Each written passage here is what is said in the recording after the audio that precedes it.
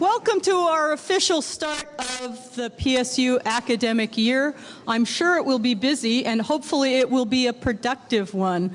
I'm Gwen Schusterman. I'm presiding officer of the Faculty Senate, and as such it's my role to welcome you and give you a few thoughts about what it means to have a Faculty Senate and what we do. And the simple answer to what Faculty Senate does, and whether you're a new faculty member or returning faculty member, you're probably scratching your head and wondering what it is. The simple answer is that we do governance. Okay, what is governance? Well, the Senate has been trying over the last 4 or 5 years to reshape what governance looks like here on the PSU campus. And there will be some changes this year that you may see pretty quickly. The Senate is now smaller. We're only about 60 members with a ratio of 1 for every 20 faculty. And as part of that, this year, each senator will be assigned a group of 20 faculty to interact with during the course of the year. They're going to send you summaries of Faculty Senate meetings. They're going to try to keep you abreast of important things that we've been talking about and give you feedback and updates on action items that we've been working on throughout the year. We operate as a committee structure, and we have a lot of committees that have a lot of business this year. And I wanted to make you aware of a couple of things that have come up since we had our Senate steering retreat with the Senate leadership and the administrative leadership. And so Senate is being asked this year to review and look at the Fiscal Futures Report, which will be up tomorrow on the FADM website. We're being asked to look at the strategic plan that came out of the leadership retreat in June. We'll be forming a committee to look at that. And we're also being asked to look at President Wiewel's proposal for the PSU Institutional Board. So those are just some of the things that we're being asked to look at and review, in addition to a lot of our normal business, which is doing curricular proposals and center proposals and student academic petitions. There's a lot of work to be done, and I'm hoping that all of you will say yes when you get tapped upon, when we say we need more committee support to do some of the work. That's an important thing that we're doing. But another part of what we want to do this year is to begin revisioning the future for PSU. And there is no doubt that the Academy is under attack from several different fronts. I'm sure you're all aware of the various things that are coming out academically adrift. But the public, whether it's our students, their families, and our community, no longer completely are on board with the value of a college education and with the value of what we bring to the institution as faculty and staff. And so we can't afford to just sit around and say, you know what, we are the Academy and what we are is valuable. And so we tease President Wiewel about his 76 points of light and, and what it is that we see PSU becoming. But I would like to challenge you, in the light of our climate, to rethink your role at the institution. The world is changing ever more quickly around us, and the students that come to us today are definitely not the students that came to us 20 years ago. How they get information, how they process information, and how they value information is very different. And I challenge you to rethink what it is that we need to be doing to meet the needs of our community and our students. And along those lines, I'd just like to share with you sort of my thought this year for myself. My point of light is that I want to begin rethinking what it means for science faculty to be part of preparing excellent science teachers in K through 12. What does it mean for us at the university? We have to close that loop. The students that come to us that we say are underprepared to perform at the university are frequently being taught by teachers that have come through PSU. And so we have a responsibility to be looking at those kinds of issues. So I challenge you to take that up. And I would actually say to you a little bit facetiously, but what is your point of light this year? And how will you join us in this endeavor in rethinking who we are at PSU? And with that, I would like to introduce President Wiewel and encourage him to tell you his thoughts of what the Academy and PSU are going to be in the coming years. Thank you.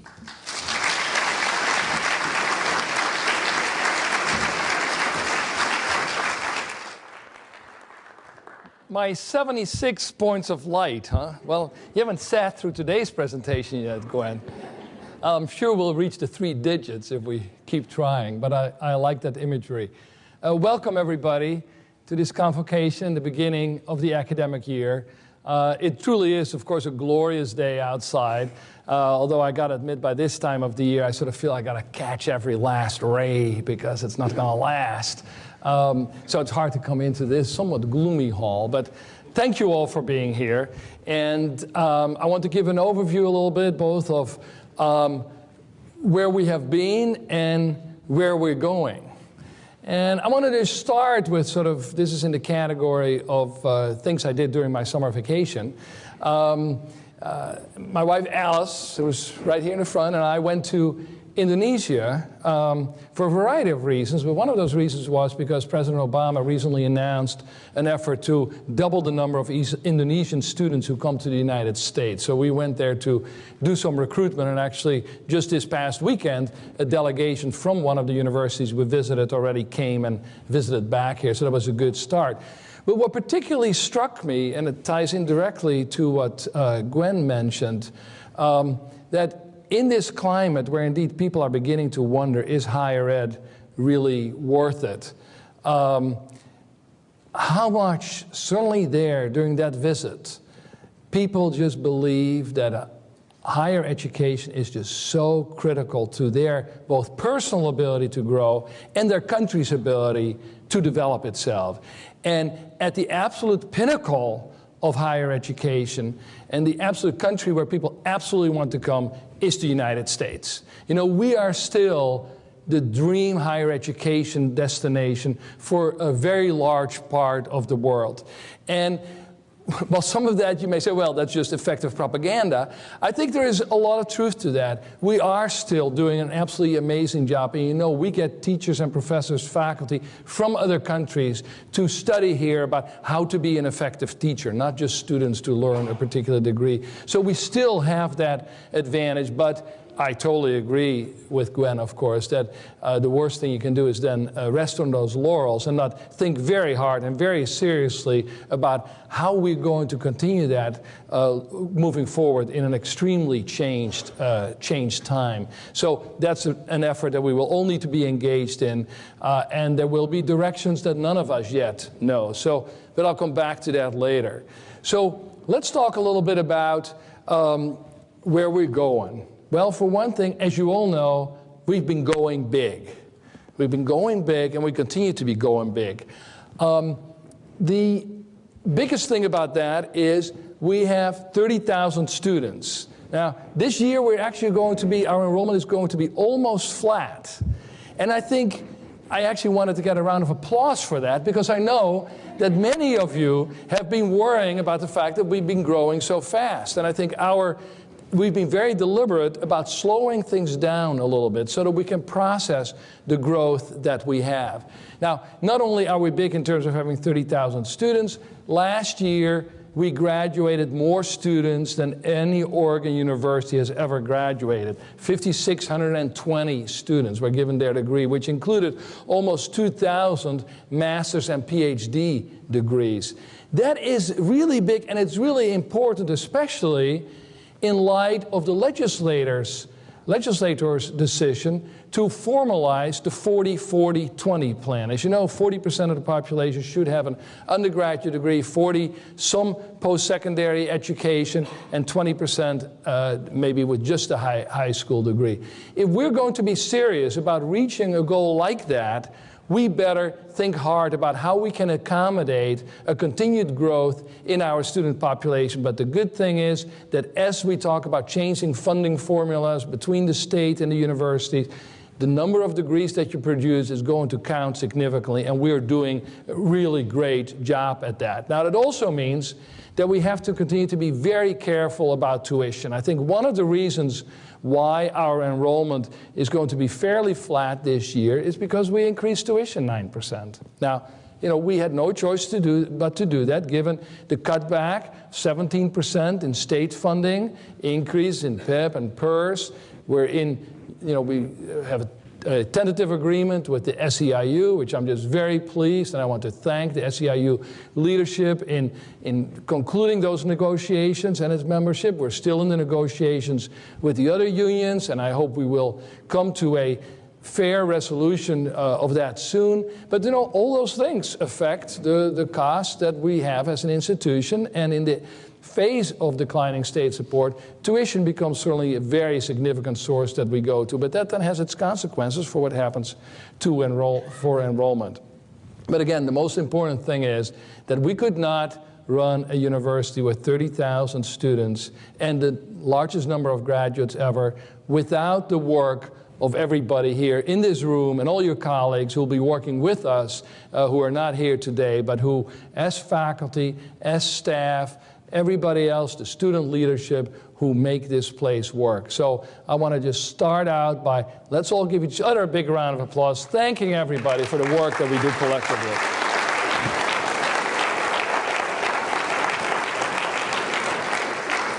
As you know, a big part of going big also has been to make sure in reaching 40-40-20 that all parts of the population can be part of that. That's why last year we announced the Exito initiative to particularly appeal to the Latino population that has become so large, but it has traditionally been very underrepresented in higher education. I've been very pleased with the success of that and the opening of Casa Latina.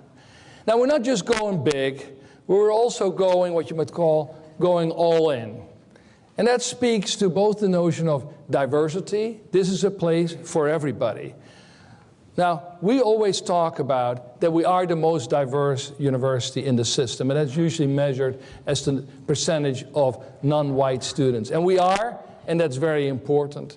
But as I saw when I talked to the incoming freshmen yesterday, when we talk about diversity, we talk about really the whole broad range of characteristics that people bring to this institution. And the students get that. It's not just about color and race. It's not just about gender. It's about many things. Now, some of those may be a bigger part of somebody's identity. Some of those things may be an advantage. Some of those may at times be a disadvantage or something that historically has held people back. But we got to look at all of those aspects when we think about our total student body. We're trying to, of course, make sure that all of our students succeed. We put in place and are continuing to further elaborate the new requirements regarding advising. Now, I've got to tell you a story on this. Just last week, I was talking to one of our student leaders. I won't give her name because I'm not sure she'd want to, but she's been very involved, very engaged, very smart, just wonderful person representing student body here. And she's very close to graduation. And she told me, Wim, do you know, last week was the first time I went to see an advisor. And I've been here 5 years. She said, I am such a dummy. Because I found out that I took all kinds of courses that really, didn't add up to what I wanted to study. And now I'm finding out that I'm actually this close to graduating with a double major. I should have done this 5 years ago. Why didn't you make me do this? Well, so we're now making students do this. And I think it will help create clearer pathways for students so that they can actually graduate on time. That means requiring orientation, a whole bunch of things like that. At the other tail end of the program, we had a wonderful initiative by a whole bunch of people throughout the institution called the Last Mile Initiative, where we looked at students who were just a little bit short of graduation, but who couldn't come back to do those last little things, sometimes because they had a financial hold for $25 for some very small amounts. And with very little money, we were able to get 135 of those students to just get across that last hurdle and actually get them that degree. And throughout Oregon, it turns out there are a lot of people who are actually quite close to graduation, and they just need that little bit of help to get over that. So we'll be focusing on things like that as well. One way of being more organized and systematic about that is to focus more explicitly on enrollment management. So the creation of a interdisciplinary cross-unit enrollment management team that will be chaired by new assistant vice president for enrollment management that we're in the process of hiring. And that's why we decided to create and really elevate the level of student affairs and make Jackie Balzer, who had been the vice provost. Jackie, I'm sure you're here somewhere. Here you are. Very good. We made that the division of enrollment management and student affairs, and Jackie accepted the position of vice president for enrollment management and student affairs. Please join me in congratulating Jackie.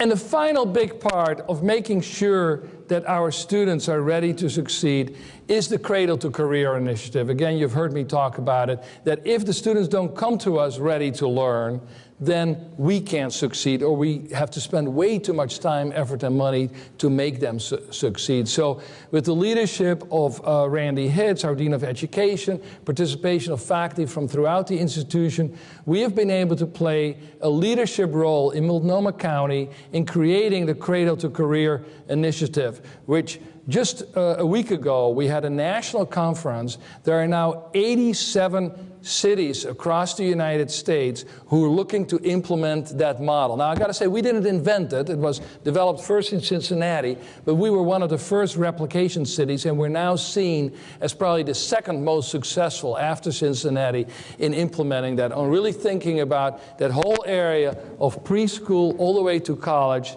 as a continuum. And that's why I'm thrilled, Gwen, to hear what your personal point of light is for this year, because it's so important for us to be focusing on that. And as you know, this fits very well with the governor's focus on the Oregon Education Investment Board, which similarly looks at the whole area of preschool all the way through college as not separate buckets that sort of go their own way, but where clearly the success of one directly is important to the success of others.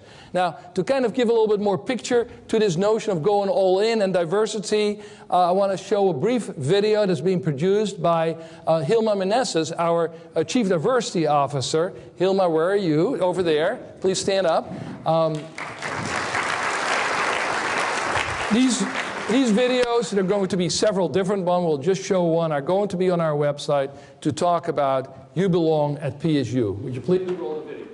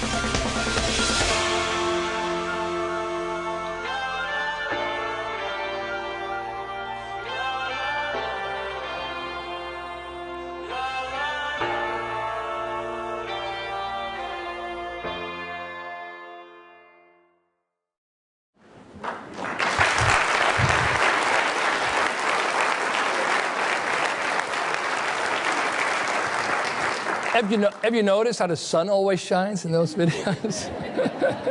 I think that's definitely in the category of false advertising. Great job. Now, what else are we doing? We're going great. We're going big, we're also going great, right? It's about quality as well as quantity. Now, there's an interesting challenge here. I've talked about this to people, that it seems to me that for universities, especially, your reputation usually lags the reality by about 10 years or so. Now, that's great when you're on the decline. It doesn't really matter when you're flat, but it really is bad when you keep getting better, and I think we keep getting better. Now, on top of that, not only does the perception lag reality by 10 years, I think our aspirations tend to be yet 10 years ahead of where we are now. So the gap between what we think we really could be and what people think we are is really, really big. And that creates a challenge. Now, that's why telling people about ourselves is an important thing. And we've been pretty successful at that. So we've been rolling here a couple of those things where we've been doing well. Of course, the one we all like best is that we are one of the top 10 hipster colleges. That must be because of the way I dress, I assume. We're very proud of the business school, which jumped from 25th in Beyond Gray Pinstripes to 14th in Beyond Gray Pinstripes in a year in which they actually had more applicants. So congratulations, Scott Dawson, I don't know whether you're here, and all of our colleagues for that accomplishment.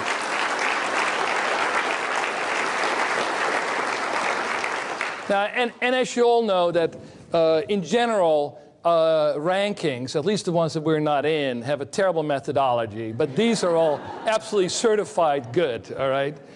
Now, we're also doing some things to get perhaps some other data. We just completed a survey 2 weeks ago, a random population survey in the Tri-County area, asking a bunch of questions about PSU. And I was heartened by the fact that 86% of the respondents say that they are at least somewhat familiar with Portland State. Only 14% said that they weren't really familiar with Portland State University. Even better, only 6% said they had an unfavorable impression of Portland State. President Obama, take that. So I think, we're getting the message across, and I'll come back to some more message points later. We're doing that, of course, through the work of our communications department, which builds on the work that all of you do, selling and telling your stories through the local media, television, radio, and so on. Also the national media. We've been pretty successful in the New York Times. And actually this week we have a reporter from the Chronicle of Higher Education with us. Scott, you're here somewhere. The reporters like to stay in the background, of course. But so say good things about us to him, all right? But he's writing about how we connect with the city and how we interrelate with the city, which is, of course, is very much totally part of who we are. So I've been pleased with that. We had a lot of publicity 2 weeks ago when the White House Jobs Council was here with Paul Tolini, the CEO of Intel, and Energy Secretary Steve Chu, and the Electric Avenue opening that we had about a month ago. Apart from the flash mob dance scene, which was really got on the front page of the Oregonian, we got about 150 articles nationwide by that event, which is very much a joint partnership with PGE and the city. And this was the Tesla that I didn't get to drive. I just got to charge it, all right? That's all I got to do. That's all they trusted me with. All right. So now, where else are we going? We keep going places. We keep going places. Sooner or later, there we go. We're going for the win. That's right. We're going for the win. And this is the list of the championships we got last year. And I hate to tell you this, but if only we could just get women's sports only.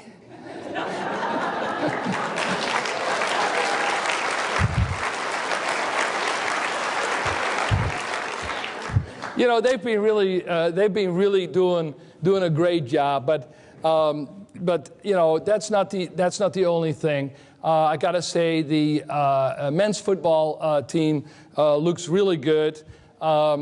In fact, I'm very proud to say that the Vikings are, first of all, #1 in the Big Sky right now. Secondly, the Vikings are the only undefeated OUS football team. All right. And I hope many of you will make a point of coming to Jeltwen Field. It's absolutely a beautiful venue now, and it's a lot of fun to go to the game, and we are going to be winning a bunch more games. And let's watch a little video about football.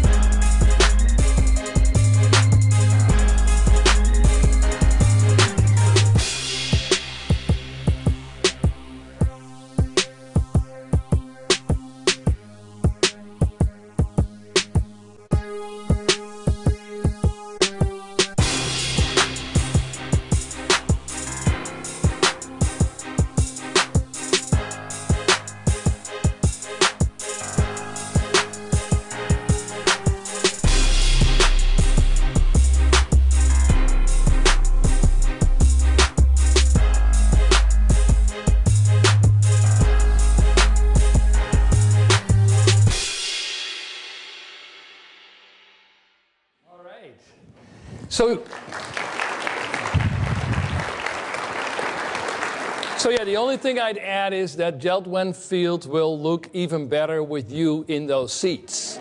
All right, so let's try to work on that. So where else have we been going? We've been going green and platinum as well, as you know.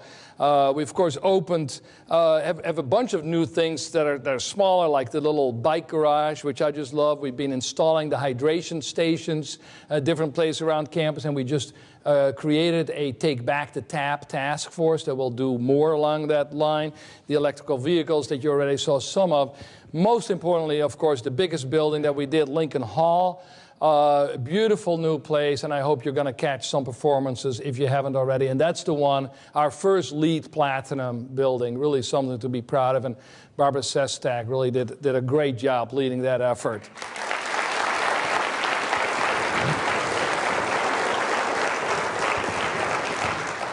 The Science Research and Teaching Center that will be opening in 2 weeks, and really a whole lot of people, starting with Dean Kaiser, now Dick Knight, the heads of the science departments, everybody else who's been working on making that building a reality, and that too will be a LEED Gold building. I'm very proud of that.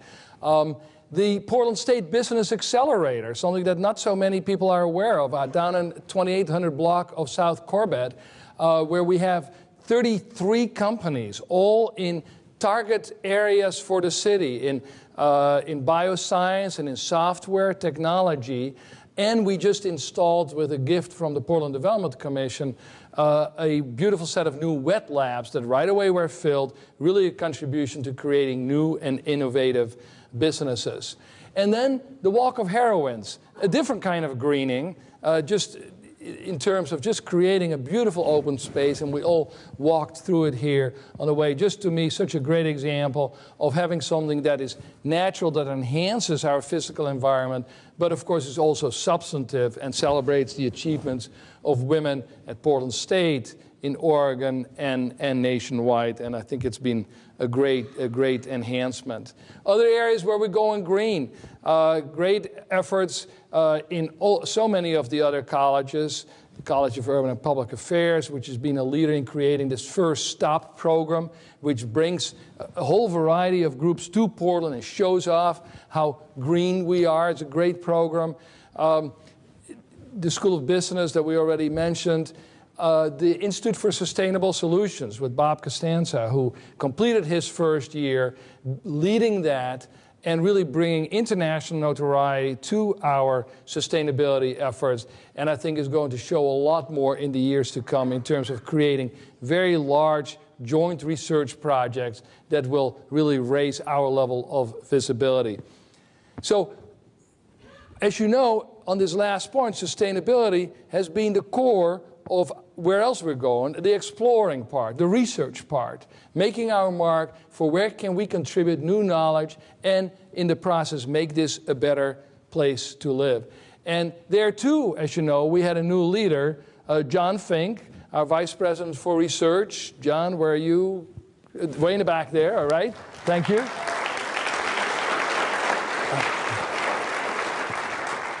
Our research was up again this year. I like the number over the last 3 years. From 07-08, it was 40 million, and this past year was 64 million, an increase of 60% over a 3-year period. And we're going to keep going. You saw some of the big grants listed there, some of the big NSF and NIH grants. But faculty throughout the university are contributing to this. And it's not that funded research is the only research that counts. I want to be very clear about this. Obviously, there's any number of fields where people do great research that either really does not take money, it's faculty time that's already accounted for, it's maybe having a graduate assistant. We do care about the funded research because that's where a lot of markers come from, a lot of publicity comes from.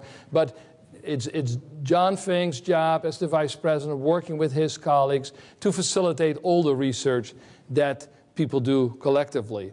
I had a wonderful experience with research just the other day when I made a visit to the College of Engineering. And first I saw the drop tower in action. Many of you will have heard about the drop tower, where literally from, I think, the 5th floor in the engineering building, they drop things, and it's amazing how much speed somebody picks up in somebody. No, they don't throw bodies down. Something picks up in 5 stories, and then there's this electromagnet that slows it down before it lands very softly on these sort of pillows. But that, of course, is a way to do tests on acceleration and what happens to fluids at great speed, a whole bunch of other things. Now, so I got that demonstration, and then we went to something else on that same floor, which is the new laboratory space where our faculty can control experiments that they're doing in the space lab. It's one of only, I think, half a dozen locations in the world where you can actually sit at this console and control what the robots and the motors in the space lab are doing as they're running experiments. And I talked to some of Mark Weislogel, a faculty member, some of his doctoral students, some of the undergraduates that were doing the drop tower. And it was funny because it was, I think, the day after that visit by the Jobs Council to talk about how can we create more engineers in America. And I thought, if you could get every middle schooler in Portland to spend just 20 minutes with those students there that are just absolutely, totally dedicated to what they're doing, we'd have more engineers than lawyers. I mean, this was just so amazing, the enthusiasm that people have. And I think, to me, it's just, that is really the academy at its very best. People just doing what they love to do and spending whatever time is necessary to do it. And I think now, to illustrate some of that, we got another video. All right.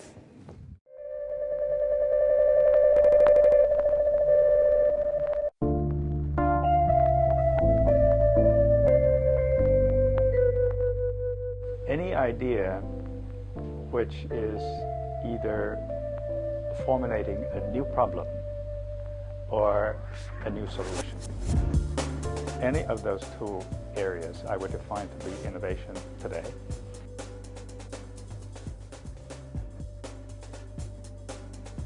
I've been completely amazed at the quality of the projects that we've heard already today.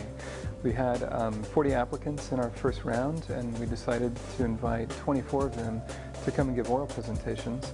And we've heard a good portion of those now, and they've been just incredible.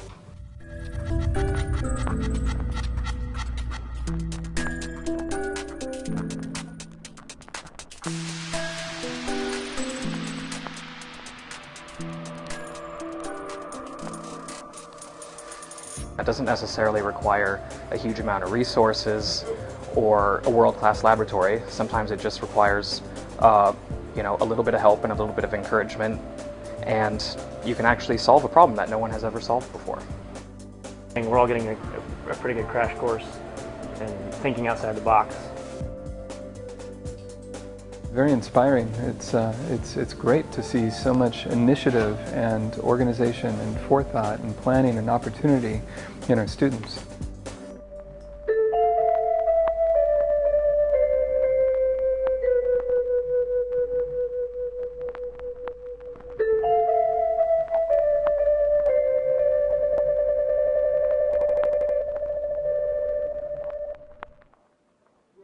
Thank you, Ren Zheng, for your work on this.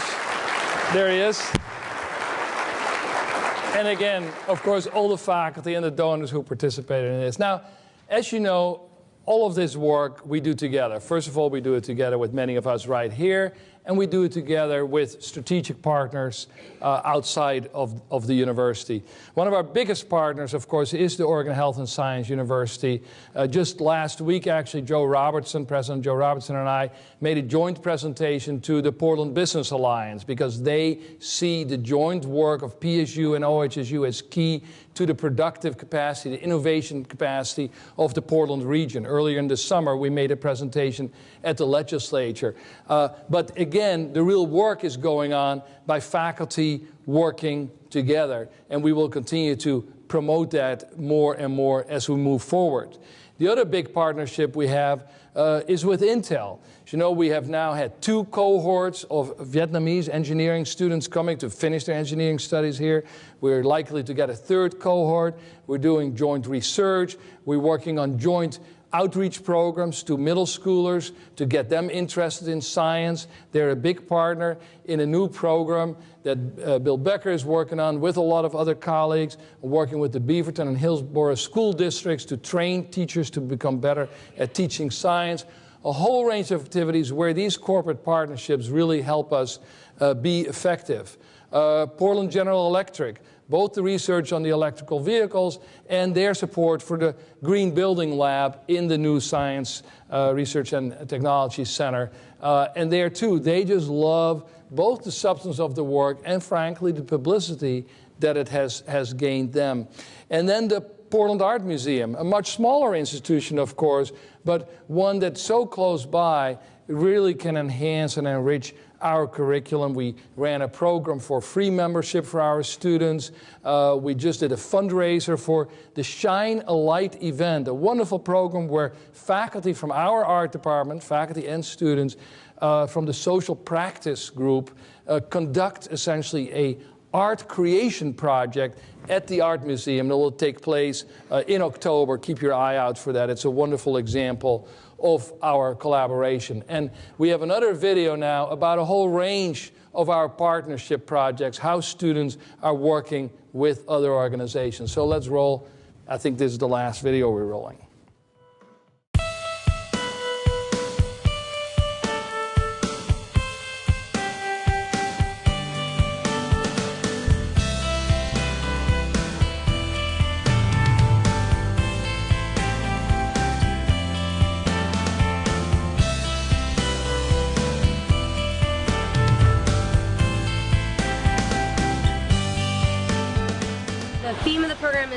Cascades to Coast, and my kids are developing a research question underneath that umbrella, and their basic question is, how does land use affect water and air quality? We visited an urban stream site, a rural stream site, and then today is our forested stream site. So we've got the students collecting macroinvertebrate data, nitrate water quality data, conductivity, turbidity, and then students are also out here measuring particles, particle mass, and number computations with equipment from my lab. So it'll be fun to students today that see these really low values. They're going to go back in the classroom and we have all the data from all 4 of our classes. They use spreadsheets, so I'll look at it and then they can compare and see how low it was here compared to Main City Park, downtown Gresham. Having Christine with us all the time, just having that the expertise is amazing. It's been one of the best things that I've done, and I've done a lot of different programs.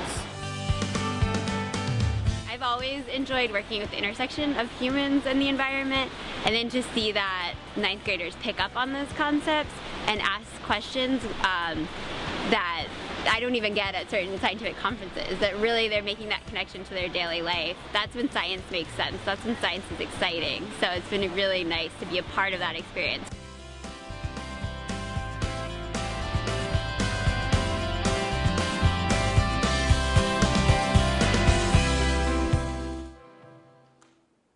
And as you all know, we can multiply these stories. There are many of them. We're trying to capture just a few so we can really tell the world about what we do. Now, let me switch now from sort of talking more about what we have been doing and talk for just a little bit longer about what we're going to be doing this year. And the important part about that is that we have finally gotten around to formally writing down a complete strategic plan. As you all know, when I came in 3 years ago, we put down the 5 themes that I know you've all memorized and can recite by heart. And then we began to do with a large leadership team, about 60, 70 people every year, the leadership including a lot of faculty, staff, the deans, the vice provost, and so on, to put together sort of the action steps for the year. What were our objectives for the year? What were our outcomes for the year? But we never really, in the recent past at least, had a fully written out strategic plan. And people sort of started to ask for that. So we decided this summer, we have written that down. It's, in a way, it should have absolutely nothing in it that people don't already know because we've been talking about it. But we will be, we're still finalizing some pieces of it. We will be circulating it then as a draft, ask the faculty senate to formally discuss it, changes if necessary. We hope people sort of say, yeah, this pretty much captures it, but we'll deal with whatever changes. Because I think that is a good document to hold everybody accountable. Okay, this is where we're headed, and this is what we want to do. Now, what's interesting, again, as part of the poll that I mentioned that we did literally just a week and a half ago now, we asked people about these key, more or less, some of these key themes, and we asked them how important they felt these activities were for the region. So we didn't ask them whether they personally liked it, but we asked them, do you think this is not at all important, a little bit important, sort of in the middle, somewhat important, very important for the region? And and we asked about our engagement strategy. We used a different word because people don't quite know what that means. We asked about our partnership approach, about our research excellence, about our focus on student success, and about our focus on sustainability. For all 5 of those, 80% or more of the respondents said that they thought it was somewhat important or very important.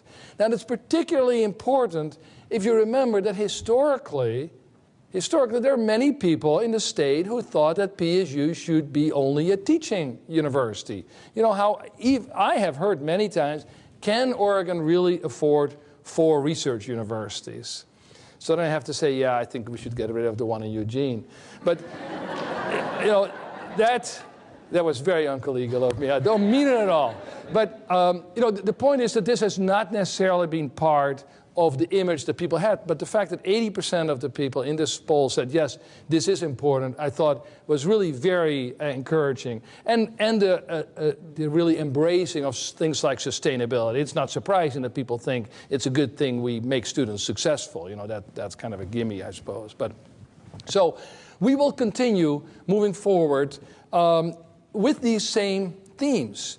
We are working, as you know, on the civic leadership through partnerships. The big one that this coming year that's on the table is finally getting the Oregon Sustainability Center fully approved. In fact, I'm talking to City Council tomorrow. The OUS leadership is talking to the Ways and Means Committee down in Salem on Thursday. Because the program had kind of run into a hiccup. There's a joint project between the Oregon University system, but we are really the lead school on that. The city, private partners, a coalition of not-for-profit organizations. I think it's just an absolutely great project, and it will be built right across 1 block east from the Student Rec Center on that parking lot there. It will be a beautiful enhancement to our campus, even though we don't technically own it. We will be the largest single user in it. Another example where we're doing things, and again, this is talking about engineering, I guess, to just work with the metal manufacturers. Just another target industry that's been identified, making sure that they can compete. There's a lot of emphasis now on the traded sector. How do we create export industries? We can contribute a lot to that area. Big partnership that I mentioned with OHSU. One example of that, Joe Gray, Dr. Joseph Gray, is really internationally one of the most preeminent cancer researchers. He was recruited to OHSU, but a big reason why he wanted to come was because a lot of cancer research on the genome now requires huge computational ability. And he needed a partner, and he found a partner in our computational statistics and math department.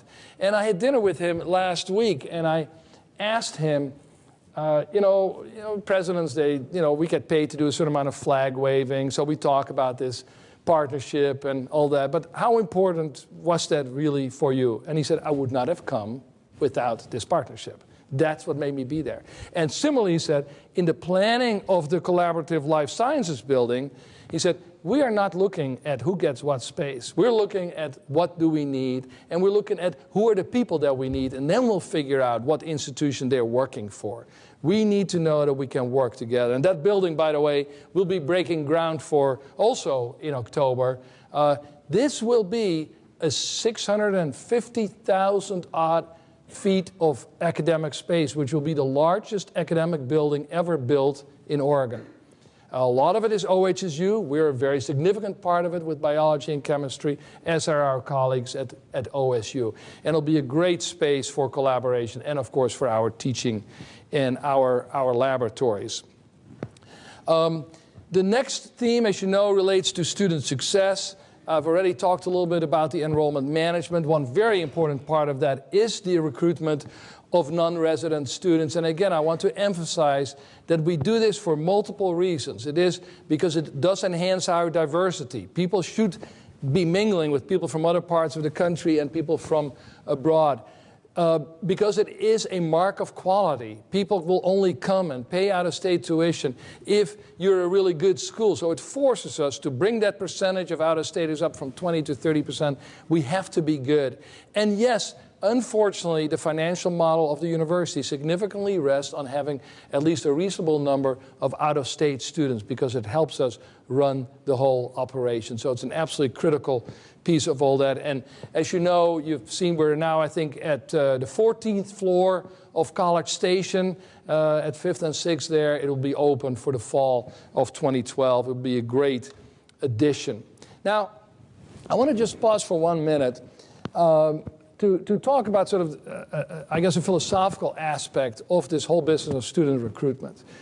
Because I had some discussions with faculty about it in the spring that were really very interesting. And it's about this traditional dilemma between excellence on the one side and access or opportunity on the other side. That, as a university historically, as you know, Portland State was very much almost open admission. We took everybody. Then we began to be a little bit more selective because we found out we weren't necessarily doing a good job if we admitted everybody. But I feel very strongly, and I know almost everybody I've talked to in the faculty feels very strongly that we need to absolutely continue that mission of being an educator for a broad range of people in the Portland metropolitan area. That's why the legislature put us here. 66% of our students come from here. That is part of our historic mission. But at the same time, we are the only public university in the Portland metropolitan area, so we also need to be a place where the really good students want to come. If you're a really bright student, you shouldn't feel that, well, I'm not going to go there. I'm going to go, somewhere else, out of state or downstate. And in fact, we've been doing better and better attracting valedictorians and straight A undergraduates. And we need to have that kind of quality. And also, we need to show that kind of quality in our research. If we're going to create real advances in knowledge, things that help businesses develop new products, not-for-profit organizations operate more efficiently, our social service agencies use the latest research on mentoring, our school system to really be effective and use the best practices in doing education. We need to have really smart, good faculty, students, graduate students, and so on. So if there are multiple public universities in a city, as there were in Chicago and Baltimore where I spent time, perhaps you can kind of separate it. You can have one public university that really focuses on the top end and another one that focuses more on a broad range of people. You know, we cannot do that. We have to do both. We have to do both. That is a continuing challenge. It means we have to be smart. It means we have to be efficient because it's expensive to do some of that stuff. And it means that we constantly have dilemmas. You know, if you only have $500,000 to spend, how much of that do you use for a startup package for a really great faculty member? How much of that do you put in scholarships that are need-based? How much in merit-based scholarships? How much in hiring advisors? You know, there are no easy answers to that. That's partly where the strategic planning comes in, thinking about what we do. But again, it continues to force us, I think, to be really smart, because what we sure can't afford to do with those challenges is to be inefficient and wasteful. We've got to be smart about how we do it. So, you know, that's sort of, that is the one thing, frankly, that keeps me awake most, of how do we balance that, and at what point have we gone too far one way or too far the other way. And it's an ongoing debate. There is no one right answer. It's a debate that I continue to welcome with all of you. One big part of that opportunity piece is to really work with the community colleges. While we do a lot with them, I know we can still do better in creating clarity for students how they transfer from the community colleges to us, so they don't waste time and getting done. This is all part. On the one hand, you have the student success. On the other hand, you have the achieving global excellence, the part about the excellence.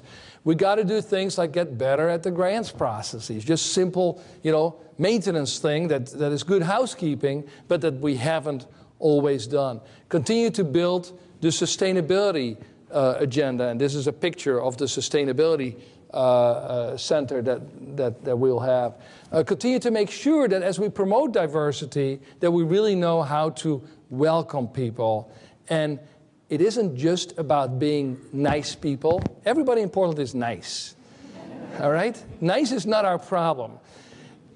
It's understanding that when you think you're being nice, maybe to somebody else it isn't nice. I've had to learn, you know, being a tall, white, European male, that I can think I'm just being a perfectly normal guy, and somebody is intimidated by me because, you know, I wear a suit and I have an accent and I'm gray-haired and, you know, stuff like that. People, you know, can be intimidated by that. That's not because I'm doing anything bad. You know, I'm not saying anything racist or whatever. We all send messages by who we are, and being aware of that, you know, requires introspection and at times modification of behavior, and at least being open to the fact that people are going to have a whole range of reactions. So we'll be doing more in the coming year. You know, you might broadly call it diversity training, but it's a very important part of how we function as an institution. Enhancing the educational opportunity, opening the doors. We now, beyond just the cradle to career, we have what we call the success initiative. And the day where I remember what all these letters stand for, I probably have been a president too long. I think it's schools and universities collaborating for continued educational success for students. Randy, was I close? But it is about the fact that really the whole university is working on that. This is not just about the ed school. It is about the joint effort to make sure that the school systems jointly succeed. The Exito initiative that I've already mentioned will continue to grow that and do joint recruitment with the other OUS institution. And we have a variety of people, faculty throughout the university working on more partnerships for STEM education, which both is so critical and important, and fortunately is one of the few areas that the feds recognize as something that there needs to be more investment in. So finally then, we talk, of course, about resources. And So I said, finally, so we'll be done soon. We're spending a lot of time right now on the whole implementation of Senate Bill 242, the one that established the Oregon University system as no longer being a state agency, but an independent public university system. That has become more confused, frankly, with the Senate Bill 909, which is the governor's bill to create this Oregon Education Investment Board. The newspapers write about it. In the end, how is it exactly going to affect our daily lives? I'm not sure. It won't be right away. There's an opportunity that it will actually get more money for higher education because it will create one funnel through which the money for all of that goes. It'll be clear. You can only spend it so many times. We won't be competing in quite the same way where they held K through 12 harmless, and then whatever was left was for us. It's also in that dialogue that we will be making the case for considering a institutional governing board for the individual universities. In this model where there is an education investment board that runs the funding for all of education, underneath that there will be coordinating councils for preschool, for K through 12, for higher ed. Well, you already have the schools, each have their own school district has a board. Community colleges each have their own board. Why shouldn't universities have their own governing board? The money would still come from the state. There would still be this coordinating council that approves the mission. The individual institutional board would have a performance contract with that coordinating board, so you would be held accountable. There are a lot of ways to make sure that institutions maintain a public purpose, a statewide focus, don't trip over each other. That coordinating board would approve the academic programs. I think for Portland State it would open up new doors for us to get more resources. The whole concept of some kind of a local revenue measure, we can't realistically, politically go for that if we're governed by a state board and people worry about our money that we might raise locally going to other parts of the state or just being sucked out the back door by Salem. I think having a local board puts us in touch more with what is really our main constituency. As I said, 66% of our students come from this region.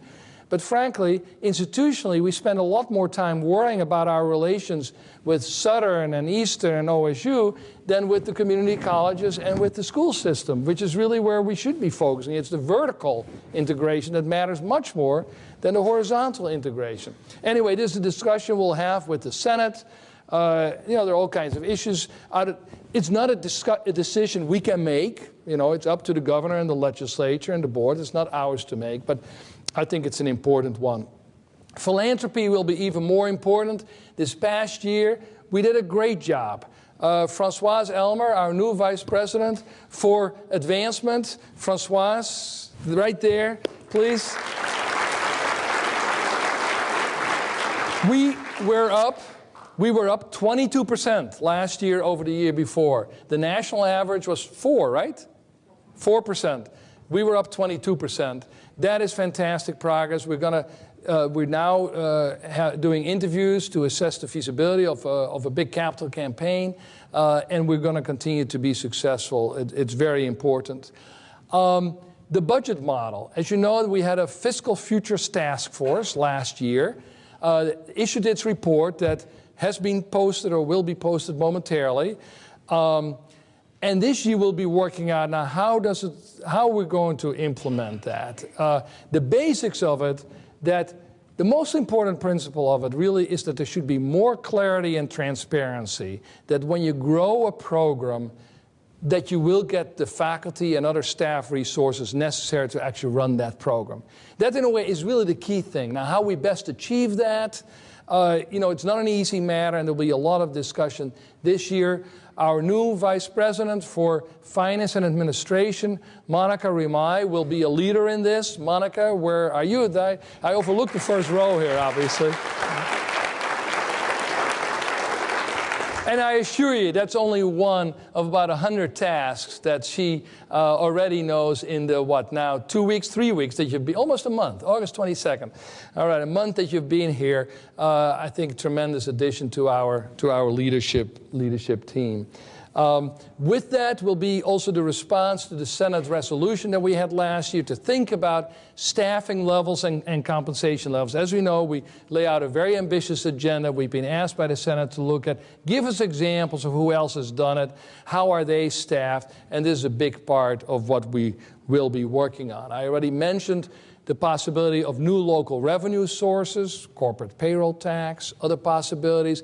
We're not going to actually go there yet this year, but we'll be doing more work on it to be able to get in place. And we're very pleased with the mayor's proposal to create an urban renewal area around Portland State that over a 25-year period could generate something like $70 million, not just for us, but for development in the region, in this area around us, for joint partnerships, for research buildings, for housing, for whatever we might need as an institution. And I'm very appreciative of the mayor's support. Now, you know, this is, I know, a vast agenda, and all of these things are very important. I got to say that all of this is very important, but this summer something happened that really mattered. This is Leah Wiewel-Sachs, my first grandchild, my daughter's daughter. She's wearing her PSU onesie here. Unfortunately, she lives in Astoria, but it's not Astoria, Oregon. It's Astoria, Queens. So it's a long way, but that's class of 2033.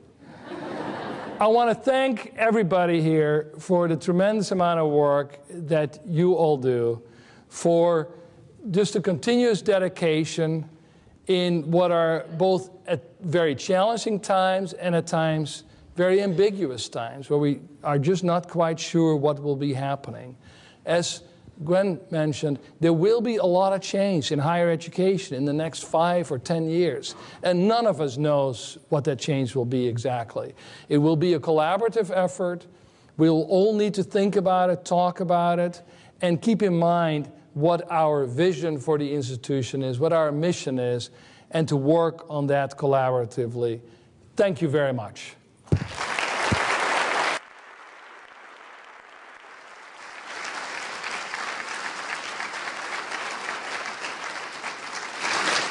I now want to turn the podium over to Roy. And as you all know, Roy has announced last week that this will be his last year at PSU.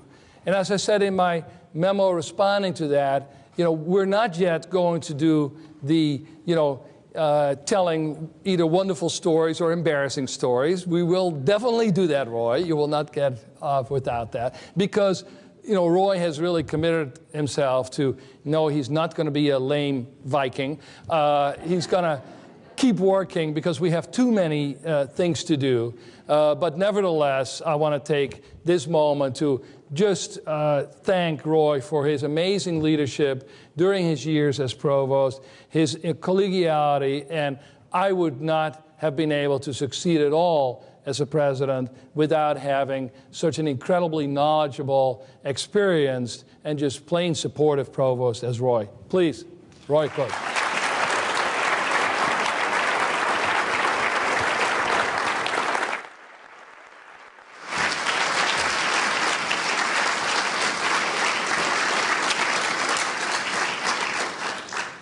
Thanks, Wim.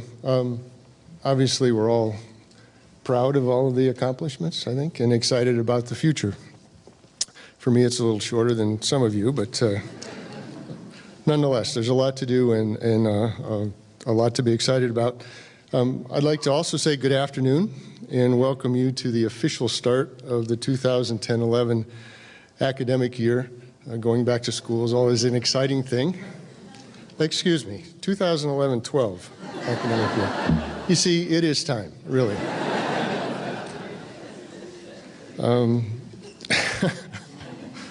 As with all these academic years, this one will certainly be eventful. You've heard a whole bunch of ambitions from Wim, and it's often those that make us excited, but it's always the things that happen that we don't know about that are also very interesting. So I'm sure there'll be some of those as we go forward. We're partway through the sort of weeks leading up to the academic year, and there have been a lot of activities so far. In addition to Convocation, last Friday we had the new faculty orientation, and on Thursday we'll have Focus on Faculty, which convenes, and topics are, as usual, very timely, and they include the challenges of integrating sustainability into your courses, using technology to improve student learning, and techniques for online teaching, all very relevant to issues that we're working on. In addition, many schools and colleges and departments are hosting events to kick off the new academic year as well. This year, our campus-wide symposium, which we have historically held in the fall, will again be in January. After last year's winter symposium, there was really some broad agreement that holding the event at that time, that is in the winter, is preferable and allows much broader participation and preparation, so we'll do that again. And although the topic is not firmly set, it will follow on from last year's symposium, where we discussed the changing revenue sources of the university that Wim referred to, and some strategies for increasing revenue to allow us to advance our various priorities. So please stay tuned as the plans for that event are solidified in the next coming weeks. Now, as is our custom at this event, we'll recognize our colleagues who received one of PSU's Institutional Excellence Awards during the past year. And those of you who attended commencement know that we make a formal presentation to all of these individuals at commencement. But this is an opportunity for them to receive some acknowledgement from their colleagues and to actually get to say a few words. If we allowed everybody to speak at commencement who would like to have an opportunity, it would last 4 or 5 hours instead of just 3. So we look forward to a new academic year, and let's begin by recognizing the recipients of these awards. The Bradford Price Malhar Award is given annually to a faculty member who has demonstrated excellence in the areas of scholarship, instruction, university service, and public service, and whose performance in the area of scholarship and research or other creative activity is judged to be exceptional. Bradford Price Malhar was the 3rd president of Portland State College, serving from 1959 to 1968. Described as intelligent, unpretentious, and principled, Malhar was a Harvard-educated scholar of English literature, devoted to the liberal arts as a foundation of a college or university. This year's recipient of the award is Lori Powers, who has served Portland State University for 7 years, currently in the roles of Associate Dean for Research at the School of Social Work and Director of the Regional Research Institute for Human Services. In her relatively short time here, Professor Powers has established her reputation as a brilliant, productive, and inspiring member of the university. Through her research leadership, she has helped to build collaborations across Portland State and with multiple community partners. She's recognized as a prolific author, one of the most inspiring and innovative instructors at the School of Social Work, and a mentor and guide to many junior faculty and doctoral students. Lori, would you join me? Say a few words.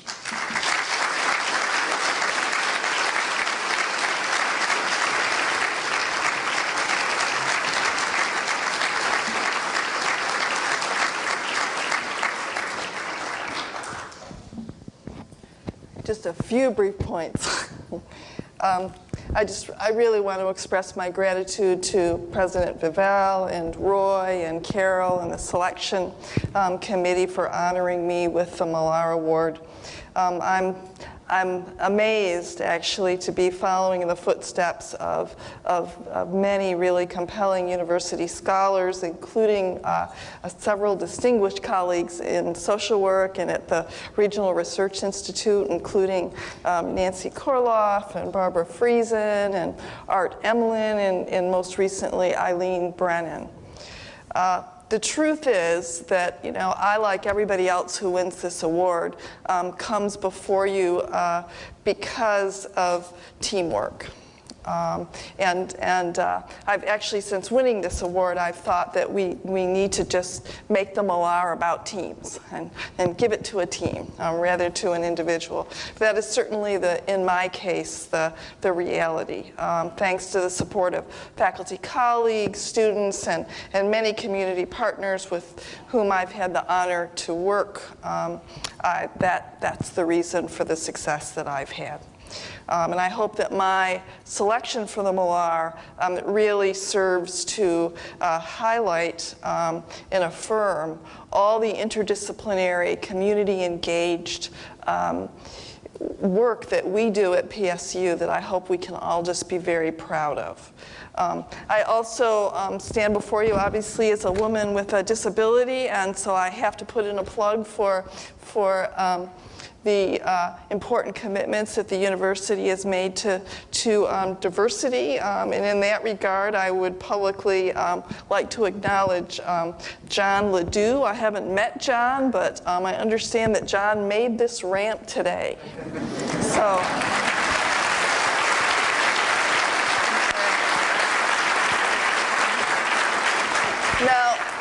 Now, I should disclose that PSU is my third stop on a bi-coastal academic career. I've gone back and forth, and having these experiences has really helped me to refine my perspective of what makes a university successful. On this Convocation Day, I want all of us to celebrate PSU's exceptionality and our steadfast commitment to excellence in our partnerships with the community and in our interdisciplinary scholarship. We really do insist as a university, and and having been at two others, I really think we are unique in that we insist in going beyond traditional scholarship to actually making a difference in the lives of people and in our communities. That position is truly remarkable, and I hope we never, ever take it for granted. We are growing rapidly as a university, as Wim illustrated, and we're becoming more and more prominent. We've set ambitious goals for student achievement and for growing our research portfolio. Along with doing those things, we're going to face normal pressures to launch, for instance, to launch major research initiatives that perhaps might start to be more about the community rather than with the community, and I think we need to be careful about that. We may indeed feel some pressure to shift towards kind of a more singular focus on students and perhaps drift a bit from understanding that it is our community that actually provides, in some cases, the most effective learning laboratory for our students. And we need to always be aware in an academic setting that we've got issues about discipline, loyalty, and worrying about how we're going to split up indirect costs on research grants, and all of those things that sometimes keep us from being able to really take the risks that we need to move forward. Now, given all of that, I think we really have the capacity to proactively identify and to work together to address these issues. And if we can maintain our focus on the heart of what it is we do, and that heart is in all of you, it's in the faculty, it's in our students, it's in our community partners. And if we can really continue to appreciate and capitalize upon the gifts we all bring, I'm confident that we can truly blaze trails in demonstrating how a university can flourish through interdisciplinary and community-engaged partnerships. Thank you.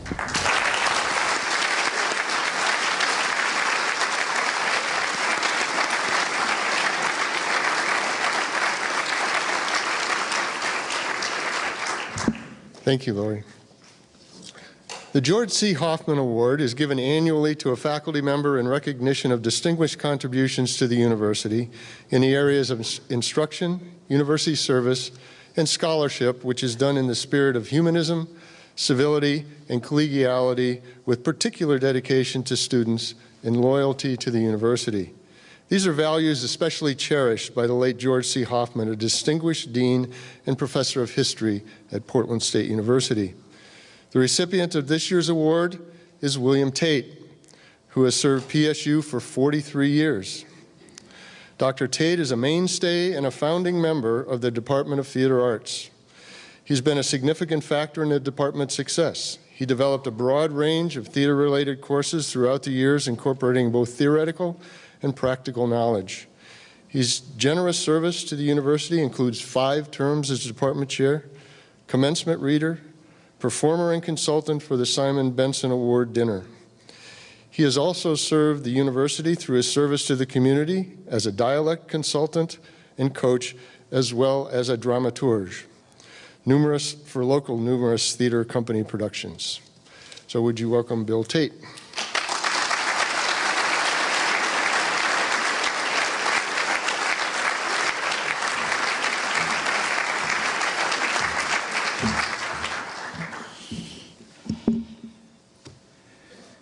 President Wiewel, Provost Koch, ladies and gentlemen.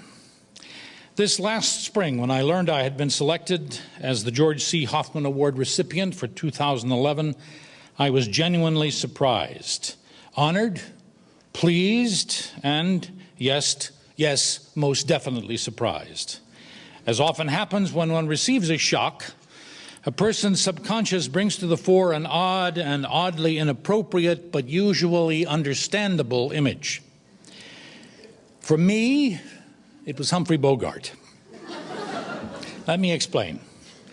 The year is 1952, and Bogart has been nominated for an Academy Award in the Best Actor category.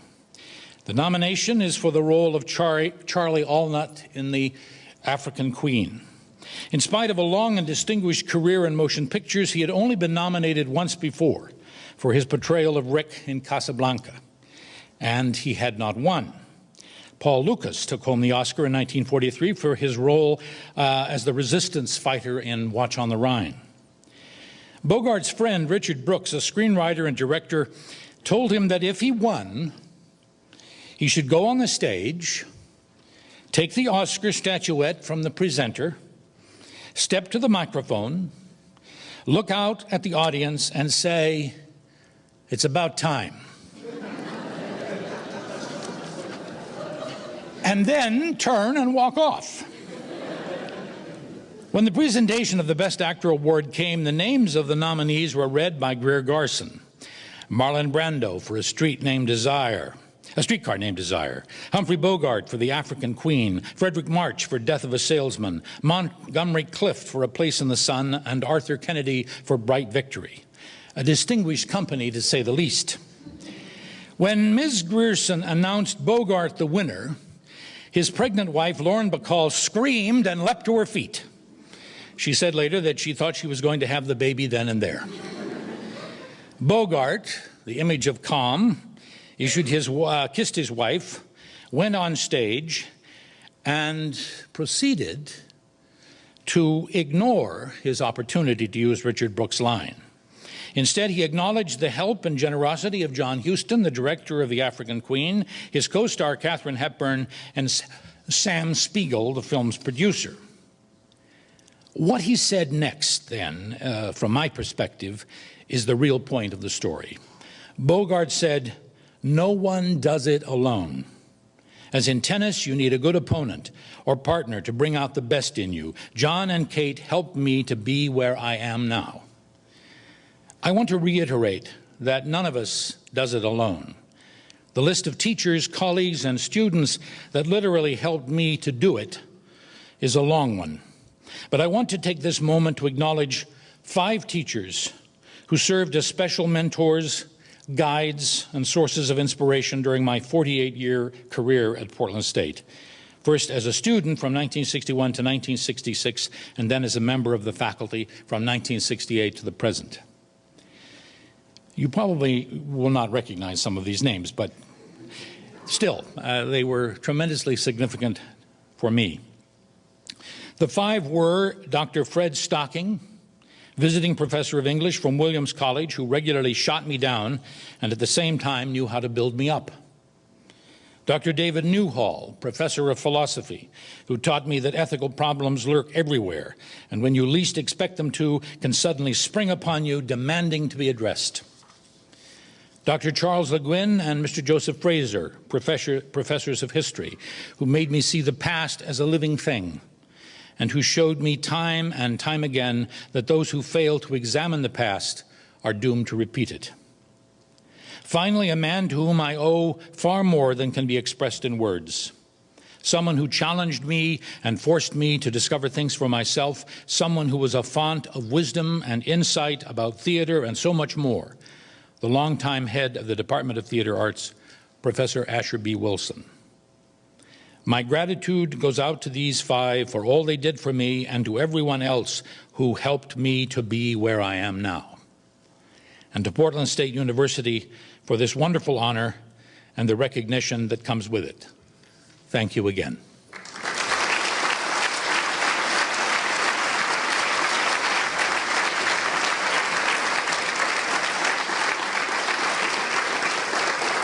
Congratulations, Bill. The Butler Award is given annually to recognize excellence of library service to students, faculty, and patrons of the Bradford P. Malhar Library. Kenneth Butler retired from the faculty in 1987 after 33 years of dedicated service, and along with his wife, Elsie, who was a children's librarian and a strong library supporter, established this award fund. This year's recipient is Associate Professor Christine Paschild, the library's head of special collections and the university archivist. During her short tenure with us, she has demonstrated an unflagging commitment to Portland State students, faculty, and staff. Her leadership and many excellent contributions have helped the library transform special collections and university archives into a significantly improved and strategically important program in the library's portfolio. Christine?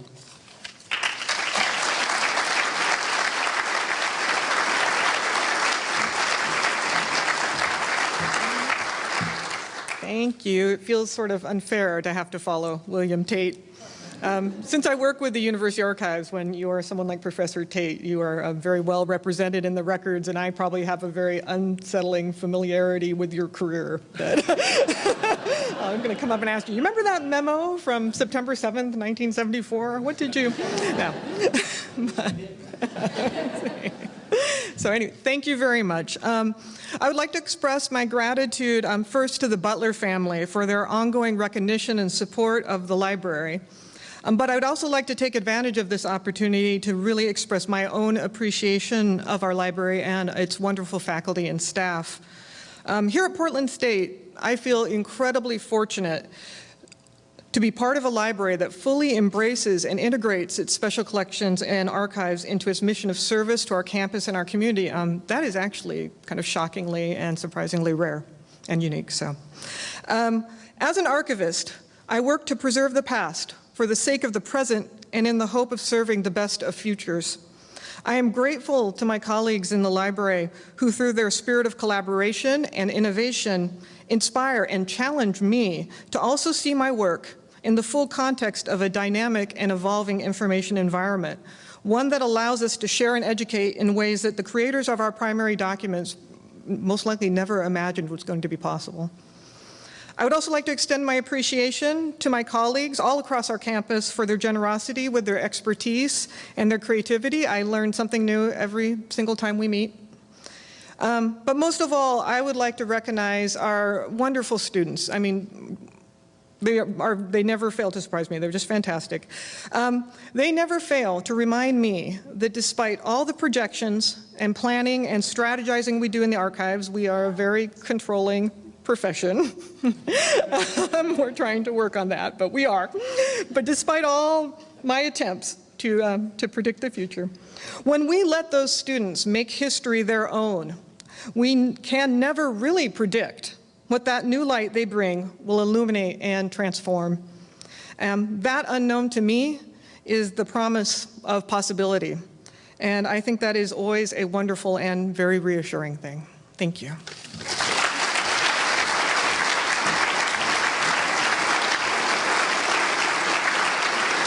Congratulations, Christine. The Mary H. Cumston Award for Service to Students is given annually to a university administrator who has demonstrated excellence in the area of service to students. The late Mary H. Cumston, former Career Center Director, was a beloved colleague whose enduring contributions to Portland State and to the community have enhanced the development and delivery of student services. This year's recipient, Dan Fortmiller, Associate Vice President for Academic and Career Services, has served Portland State University for 26 years, operating successfully in many different roles. Mr. Fortmiller's dedication to the well-being of students is evident to all who interact with him. Some of the most obvious examples include his diligent work to expand both academic advising and academic support services. A consistent advocate for the importance of academic advising and the need for greater resources, Mr. Fortmiller's hard work in this area came to fruition this past year when the university made a $1 million investment to support academic advising across the campus. Dan?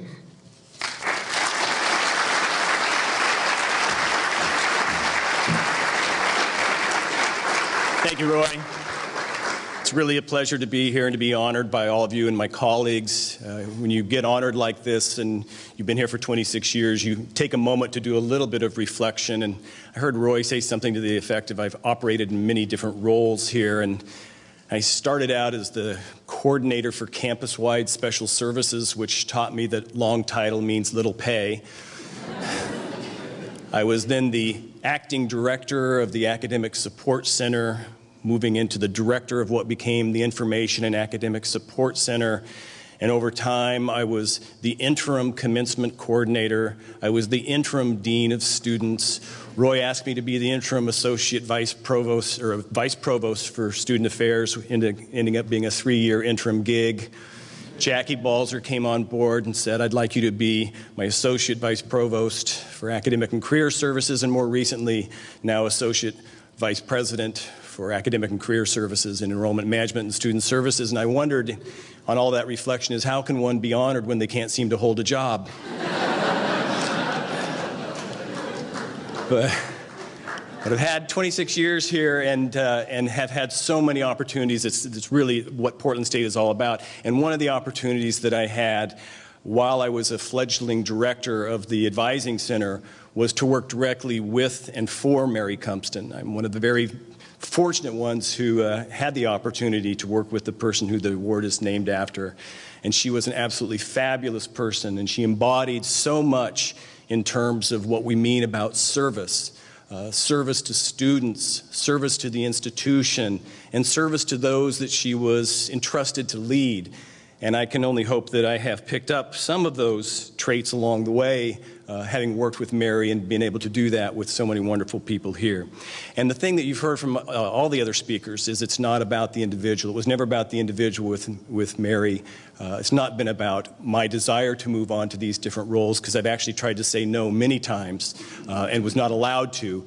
But it was about the opportunity to work with so many wonderful and outstanding people, and I would be remiss if I didn't take the opportunity here, much in the way of the Academy Award, and I hope the music doesn't start, because I'm still going to stay up here and give some props to some people that really mean a lot to me in terms of the work that I've been able to do. And if any accomplishments or accolades such as this award, it is about the outstanding people that I've had the opportunity to work with.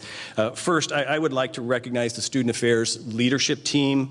This is a group of the most dedicated individuals one could ever hope to work with. They're creative, always looking out for the best interests of students.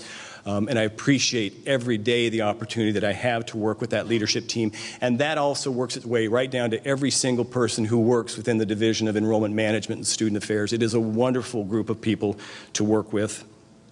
I would like to recognize my colleague, Sequant Jaj, who ever since we worked together in the First Steps to Student Success and Retention Committee, has been relentless in his pursuit of initiatives to help students be more successful at this campus, and I appreciate his partnership.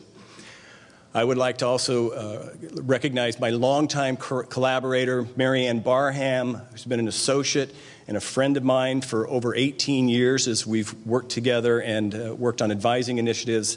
And she was the one on all my interim gigs who was also the interim director of the Advising Center for all those years and has taken on that role so fabulously. I'd like to express my appreciation to my nominating committee, and particularly to J.R. Tarabokia, who said he was tired of seeing just the retired people get this award. So I am one of two. Vita Kindle's still working as well, but I appreciate the efforts that he put out. I would like to express my deep gratitude to my boss, Jackie Balzer, one of the most genuine people you will ever have the opportunity to work with, and who inspires us daily in our work to help improve the experience for students here at PSU. And finally, I would like to also thank the President as well as the Provost in terms of helping to elevate the issue of student success to an institutional theme. I think sometimes we assume that that's what we're here for, but until you put it down in writing and until you hold people accountable for the success of the students at this campus, and they're just words. And so we would not have made the progress that we've made and the progress that we're going to continue to make in the area of student success without your leadership. And so I greatly appreciate it and thank you. And I would reiterate the words that Gwen said earlier also to all of you as individuals. What can you do as an individual to help improve the student experience so that the students here not only just pursue but achieve their academic dreams and goals? I am very honored to be the Mary Compton Award recipient, and I want to thank all of you.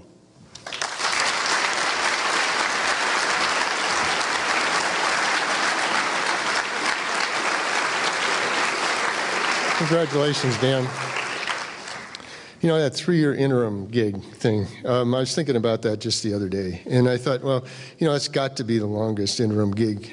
But if you look down the end of the row there, there's a guy named Dick Knight. Now, I don't know if to qualify for a record it has to be in the same job or if you can add them together, but you guys are pretty much neck and neck as far as this one goes here. But we appreciate both of you very much. It's also our custom at this event to welcome new faculty and staff at the fall convocation. Portland State has grown to the point where we can no longer do this individually, or we'd be here all afternoon. However, we do want to formally welcome you to our community, so I want to ask all those who are new to the university this year to stand and be recognized.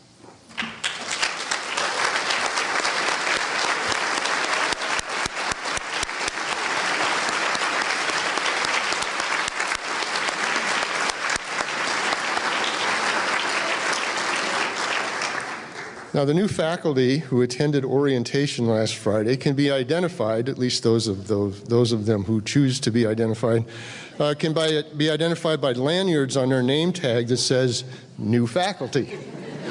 So you might want to seek them out. So please do join me in welcoming our new colleagues at the reception following. I also want to acknowledge the faculty who have received promotions and tenure in the past year. Will you please stand and be recognized?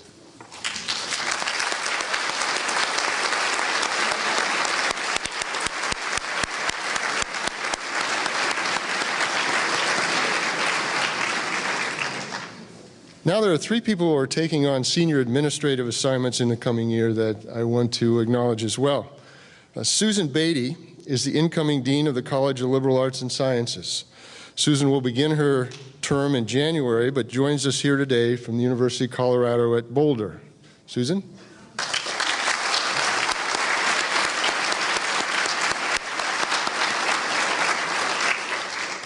Nancy Koroloff is a long-standing faculty member and administrator at Portland State, and she has agreed to serve as interim dean for the School of Social Work as we continue our search in the coming year for the dean.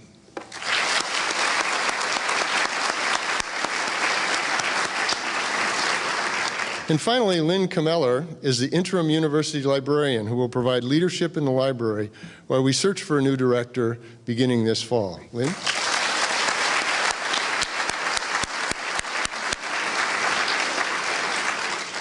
So before we adjourn to the reception, which is just on the other side of those doors, I want to remind all of you that this fall, Jackie Balzer, who's been introduced, Tori Chisholm, who's athletic director, and myself are co-sponsoring some events, not unrelated to one of the videos you saw.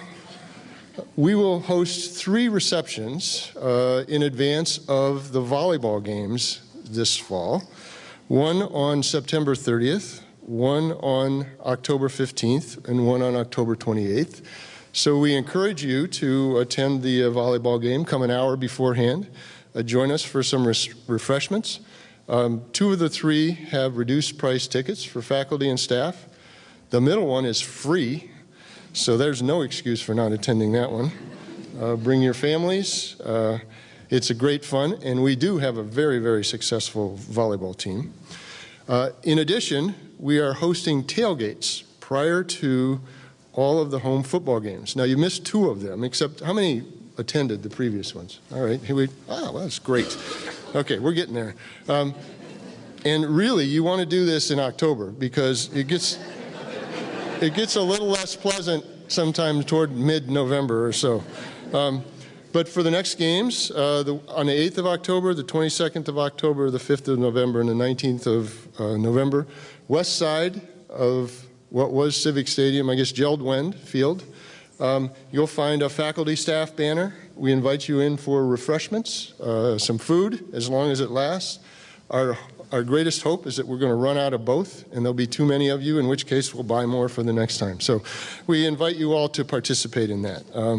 Okay, let's adjourn for a reception, enjoy this great Portland weather, renew some old acquaintances, and hopefully create some new ones. So thanks everyone for coming.